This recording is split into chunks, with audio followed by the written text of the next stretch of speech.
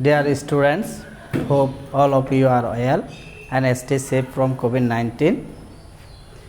All of you know that we are passing a great crisis time due to COVID-19. All of our educational activities are hampered due to it. To compensate your losses, Sambal High School Authority has organized online class. Welcome to my online class. I am Nirbhum Kantidev, assistant teacher of Sambal High School. Today I will discuss about voice, an important topic of changing sentence. Look at the whiteboard and listen to me carefully.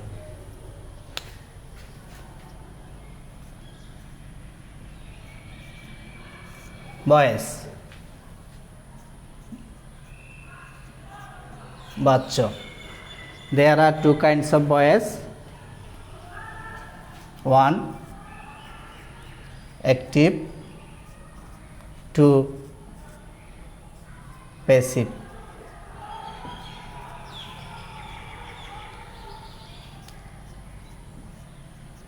সক্রিয়, নিষ্ক্রিয়।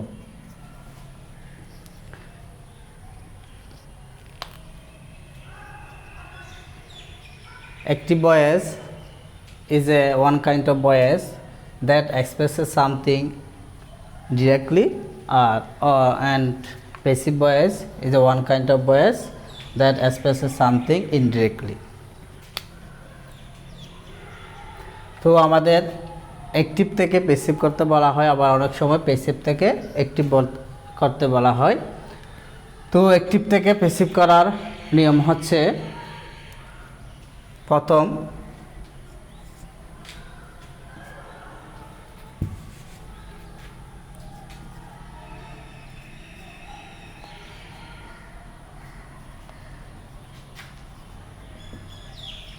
rule of changing voice.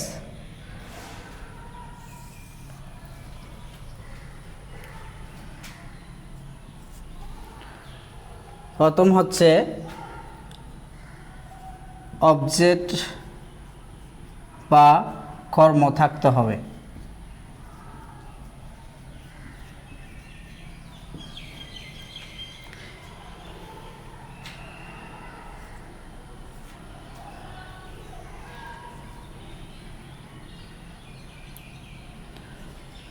অবজেক্টকে subject এবং সাবজেক্টকে অবজেক্টে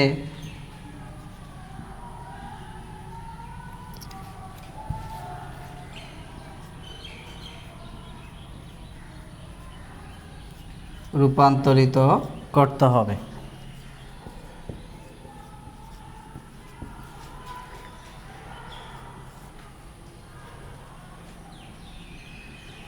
by,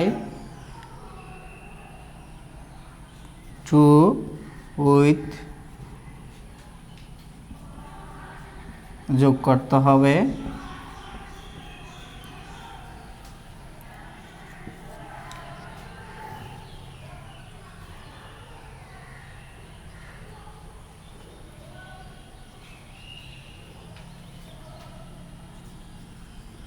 ভার্বের সবসময়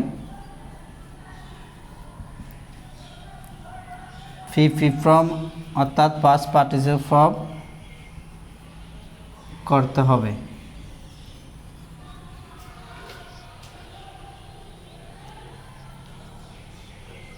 আর সবচেয়ে যে গুরুত্বপূর্ণ নিয়ম সেটা হচ্ছে টেন্স অনুযায়ী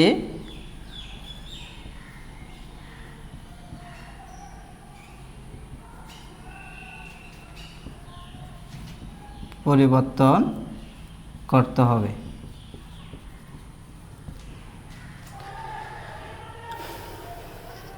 এবার দেখা যাক,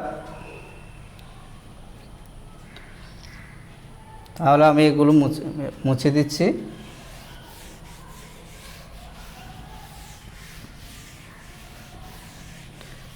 example,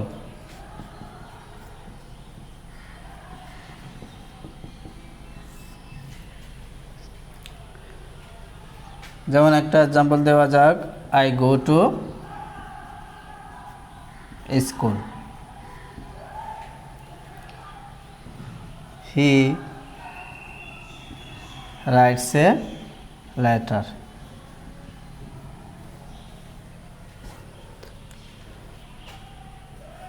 I write a letter.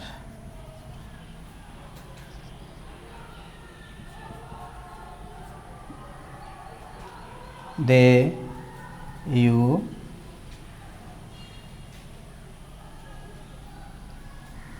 write a letter. এখানে ভয়েস করার সময় সবসময় খেয়াল রাখতে হবে অবজেক্ট বা কর্ম থাকতে হবে। প্রথমে যে আমি 1 নম্বর উদাহরণ দিলাম সেখানে দেখা যাচ্ছে সাবজেক্ট, ভার্ব, এক্সটেনশন।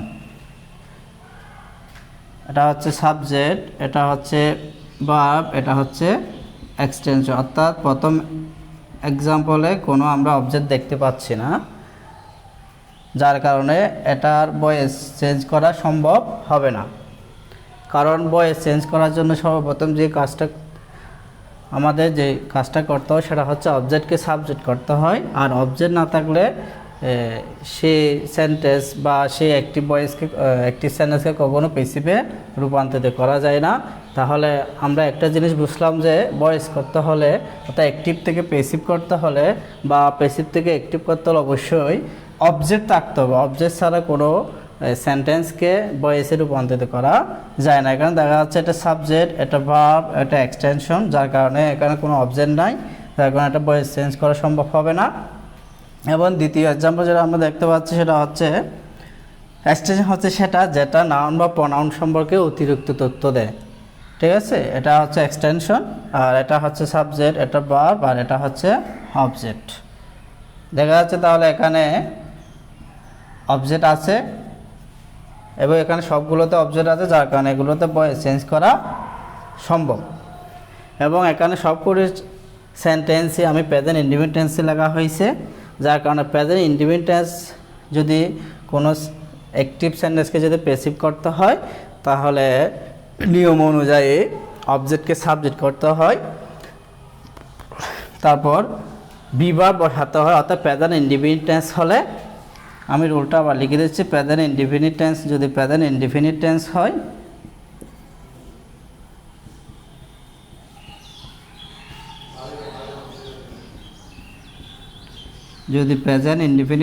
হয় তাহলে পার্সন অনুযায়ী সাবজেক্ট और পার্সন অনুযায়ী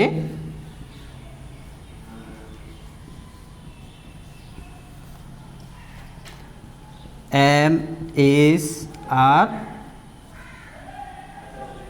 যুক্ত করতে হয়। এটা হচ্ছে টেন্সের নিয়ম। এখন 2 নম্বর এক্সাম্পলটা আমরা ভয়েস চেঞ্জ করব। এটা অ্যাক্টিভ সেন্টেন্স দেওয়া আছে, আমরা দেখতে অবজেক্ট আছে, তাহলে আমরা ভয়েস চেঞ্জ করতে হলে অবজেক্টকে সাবজেক্ট করতে হবে। তাহলে এখানে দেখা যায় অবজেক্টটা হচ্ছে এ লেটার, তাহলে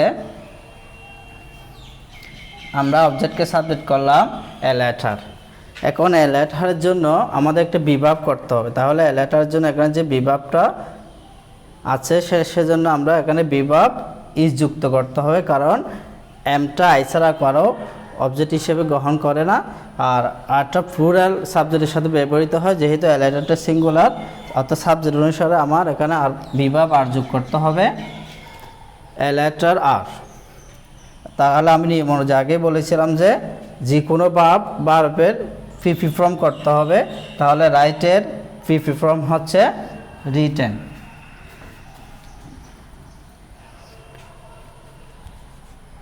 এ লেটারের জন্য ইস হবে, কারণ এটা সিঙ্গুলার ভার্ব, সিঙ্গুলার সাবজেক্ট, তাহলে ভার্ব সিঙ্গুলার বসাতে হবে এ লেটার ইজ।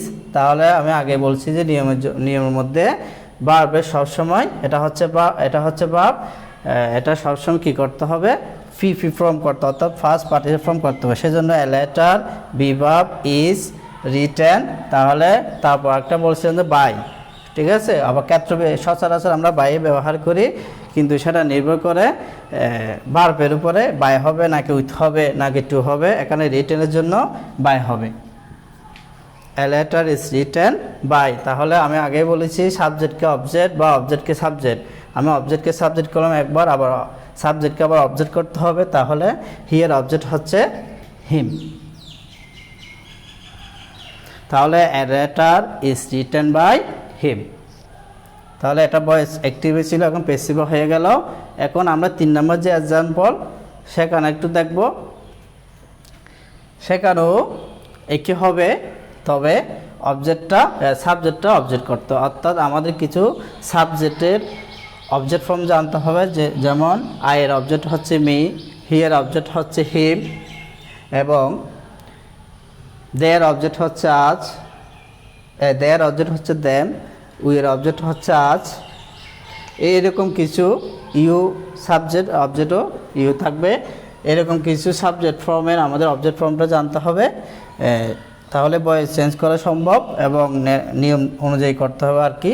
এখানে এটা একই হবে। 3 নম্বর এক্সাম্পল, লেটার বিভাব আসতে হবে ইজ, পিপল ফ্রম রিটেন, ঠিক আছে, বাই মি, ঠিক আছে। এখানে একই হবে, অবজেক্টের সাবজেক্ট লেটার ইজ রিটেন, তাহলে রিটেন বাই দেম, অর্থাৎ বাই ইউ।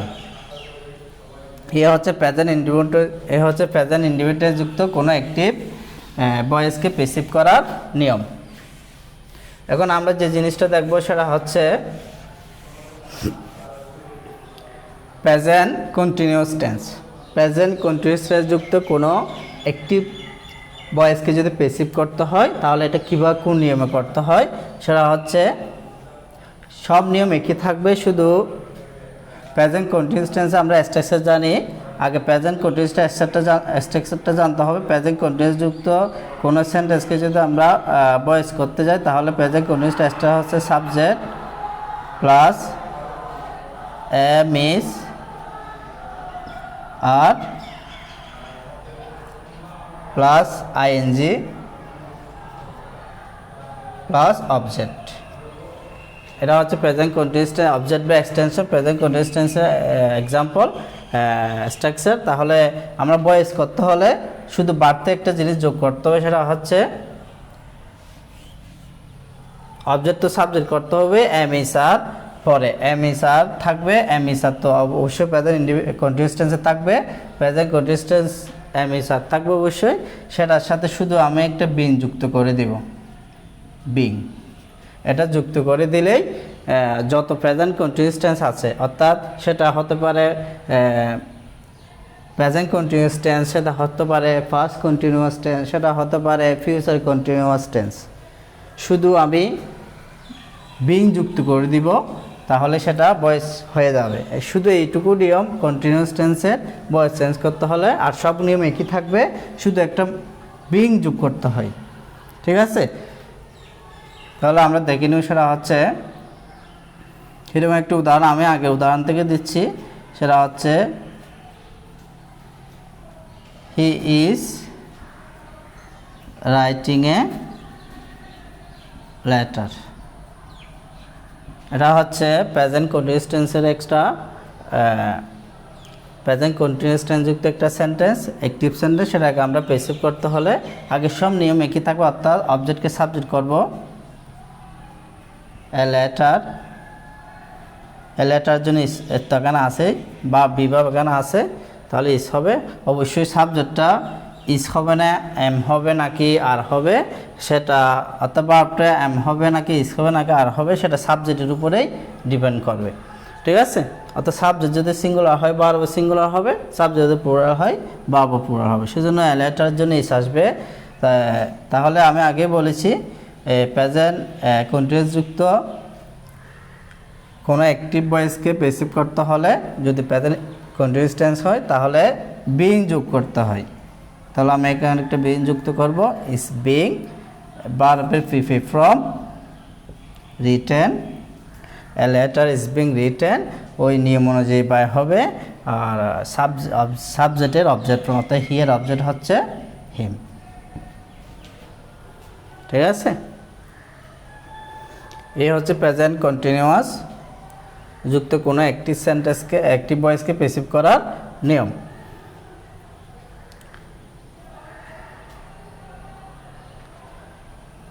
এটা যদি আমি আগে বলেছি যদি একটা ফার্স্ট কন্টিনিউয়াস টেন্স হয়ও আমি সেটাকে বিন যুক্ত করলে হয়ে যাবে। যেমন I wrote a letter,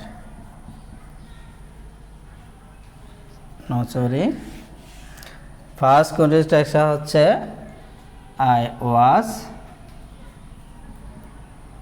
writing a letter, এটা হচ্ছে ফার্স্ট কন্টিনিউয়াস টেন্স। তাহলে ফার্স্ট কন্টিনিউয়াস টেন্স যদি হয় তাহলে কি আমি কি যুক্ত করব, বিং যুক্ত করব, অর্থাৎ a letter was being written by me. অর্থাৎ সকল কন্টিনিউয়াস টেন্স যুক্ত কোনো অ্যাক্টিভ ভয়েসকে যদি প্যাসিভ করতে হয় শুধু বিং যোগ করতে হয়, আর সব নিয়মগুলো একই থাকবে। অর্থাৎ অবজেক্টকে সাবজেক্ট করতে হবে, সাবজেক্ট অনুসারে বিভাব বসাতে হবে, সহজভাবে ফিফি ফর্ম হবে, সচরাচর বাই ব্যবহার করতে হবে, আর যেটা প্রয়োজন সেটা ব্যবহার করতে হবে, তারপর ওই সাবজেক্টের অবজেক্ট করতে হবে। এটা যদি ফিউচার কন্টিনিউয়াস টেন্সে হয়ও বি হবে, বিং যুক্ত করতে হবে, আর সব একই থাকবে। আমরা এখন একটা উদাহরণ দেখব যে পারফেক্ট টেন্স যদি হয় তাহলে কি হয়। যদি পারফেক্ট টেন্স হয় তাহলে প্রেজেন্ট পারফেক্ট, যদি পারফেক্ট টেন্স হয় সেটা প্রেজেন্ট পারফেক্ট হোক কিংবা ফার্স্ট পারফেক্ট হোক কিংবা ফিউচার পারফেক্ট হোক, আমাদের শুধু বিন যোগ করতে হবে। যে জিনিসটা সেটা হচ্ছে বিন যুক্ত করতে হবে, আর সব নিয়ম একই থাকবে। যেমন he has written a letter,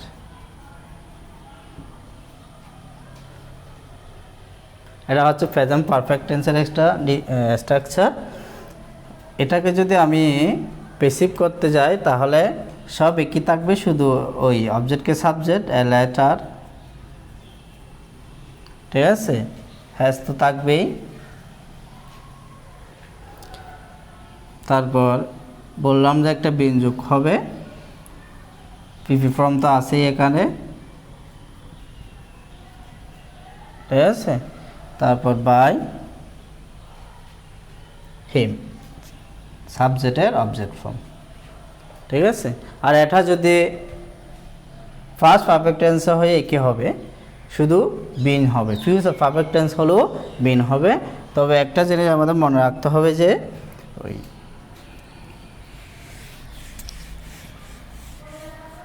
টেন্সের মধ্যে প্রেজেন্ট ইনডিফিনিট বা ফার্স্ট ইনডিফিনিট টেন্সগুলার এবং কন্টিনিউয়াস টেন্স এবং পারফেক্ট টেন্সগুলো শুধু ভয়েস চেঞ্জ করা সম্ভব। পারফেক্ট কন্টিনিউয়াস কোনো প্রেজেন্ট পারফেক্ট কন্টিনিউয়াস বলো, ফার্স্ট পারফেক্ট কন্টিনিউয়াস বলো, ফিউচার পারফেক্ট কন্টিনিউয়াস বলো, এগুলো ভয়েসে কেমন নিয়মের মধ্যে পড়ে না। আর আমরা একটা নিয়ম দেখবো, সেটা হচ্ছে ফার্স্ট ইনডিফিনিট। ফার্স্ট ইনডিফিনিট হলে আমাদের কি করতে হবে? ফার্স্ট ইনডিফিনিট হলে আমাদের যদি অ্যাক্টিভ সেন্টেন্সটা আমরা দেখবো যে ফার্স্ট ইনডিফিনিট থাকে, তাহলে আমার শুধু কি যোগ করতে হবে, সেটা হচ্ছে বিভাগ যোগ করতে হবে। সেটা হচ্ছে বিভাগ হচ্ছে ওয়াজ আয়ার। আর প্রেজেন্ট ইনডিফিনিট হলে এমএস, আর বিভাগটা যোগ করতে হবে। আর যদি ফার্স্ট ইনডিফিনিট টেন্স হয় তাহলে ওয়াজ আয়ার, এই বিভাগটা আমাদের যোগ করতে হয়।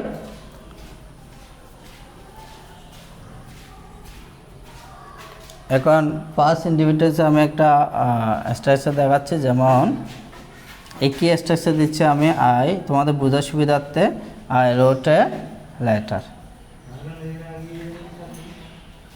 আই রোট এ লেটার, এটা হচ্ছে একটা ফার্স্ট ইনডিফিনিট টেন্সের স্ট্রাকচার।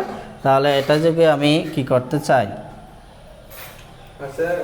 ভয়েস চেঞ্জ করতে চাই তাহলে একই থাকবে এ লেটার ফার্স্ট ইনডিফিনিট, তাহলে আমার এ লেটারের জন্য ওয়াজ আসবে ওয়াজ, বিভাগ আনতে হবে এ লেটার ওয়াজ, এটা ফার্স্ট ফর্ম, এটা ফার্স্ট পার্টির ফর্ম করতে হবে written, letter was written by me.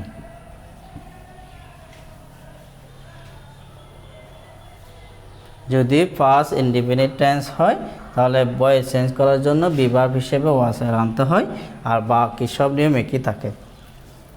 অর্থাৎ প্রেজেন্ট ইনডিফিনিট টেন্স হলে বিভাগ হিসেবে এমিসার আসে, ফার্স্ট ইনডিফিনিট টেন্স হলে ওয়াজ আসবে, আর কন্টিনিউয়াস টেন্স সেটা প্রেজেন্ট কন্টিনিউয়াস টেন্স বলো কিংবা ফার্স্ট কন্টিনিউ কিংবা ফিউচার কন্টিনিউয়াস টেন্স বাড়তি হিসেবে বিং যোগ করতে হয়, আর প্রেজেন্ট পারফেক্ট ফার্স্ট পারফেক্ট এবং ফিউচার পারফেক্টে বিন যোগ করতে হয়। এখন অবজেক্ট যদি দুটো থাকে তাহলে সেরকম কি হয়, যেমন অনেক সময় অবজেক্ট দুটো থাকতে পারে, he writes me a letter, এখানে অবজেক্ট দুইটা, একটা মি একটা হচ্ছে এ লেটার, তাহলে এটাকে যদি আমি ভয়েস চেঞ্জ করতে যাই তাহলে কি করব, যেটা করতে হবে সেটা হচ্ছে আমি দুইটাই অবজেক্টের মধ্যে যে কোনো একটাকে সাবজেক্ট হিসেবে আমি নিতে পারবো, তবে কোনো ভুল নাই, তবে একটা সবচেয়ে অ্যাপ্রোপ্রিয়েট হচ্ছে যেটা ব্যক্তিবাচক অবজেক্ট থাকে সেটাকে যদি আমি সাবজেক্ট হিসেবে কী করি আনি তাহলে সেটা হচ্ছে মোস্ট অ্যাপ্রোপ্রিয়েট, কিন্তু দুইটাই সাবজেক্ট হিসেবে ব্যবহার করা যায়, কোনো ভুল নাই। তাহলে আমি এখানে দুইটাই নিয়মে দেখাচ্ছি, তাহলে আগের মতো এ লেটার আমি সাবজেক্ট হিসেবে ব্যবহার করতে পারি এ লেটার,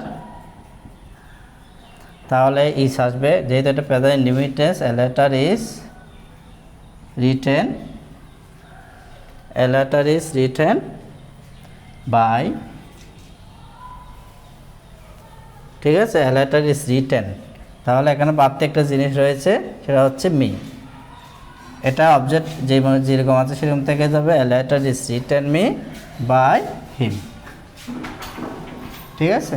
তারপর আমি আরেকটা নিয়মে করতে পারি, সেটা হচ্ছে এই মিকে আমি সাবজেক্ট হিসেবে ব্যবহার করতে পারি, যেমন আই, ঠিক আছে, তখন আই যখন আমি এখানে সাবজেক্ট হিসেবে আই আসবে তখন আমি আর বললাম না প্রেজেন্ট ইনডিফিনিট এম ইস আর আনতে হবে, কিন্তু আই এর সাথে কখনো ইস বসবে না কিংবা আর বসবে না, যার কারণে এখানে এম আনতে হবে। আই এম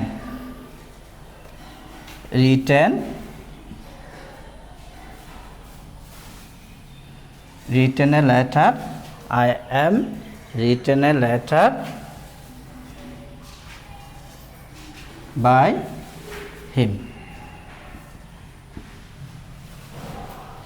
অর্থাৎ অবজেক্ট যদি দুটো থাকে যে কোনো অবজেক্টকে সাবজেক্ট হিসেবে ব্যবহার করা যায়, তবে ব্যক্তিবাচক অবজেক্টকে সাবজেক্ট হিসেবে ব্যবহার করাই সবচেয়ে ভালো, সেই জন্য দুইটা নিয়মই সঠিক। এখন দেখা যাক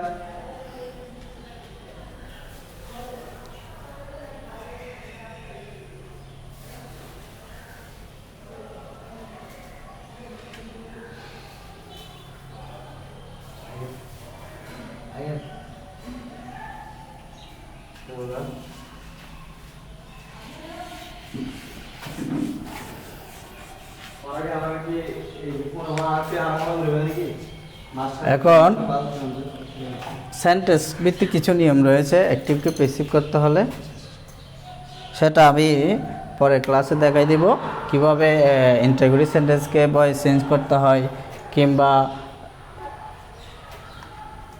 ইম্পারেটিভ সেন্টেন্স কীভাবে ভয়েস চেঞ্জ করতে হয়, সেটা আমি পরবর্তী ক্লাস নিয়ে আলোচনা করব। অতটুকু পর্যন্ত সবাই ভালো থাকো এবং নিরাপদ থাকো। খোদা হাফেজ।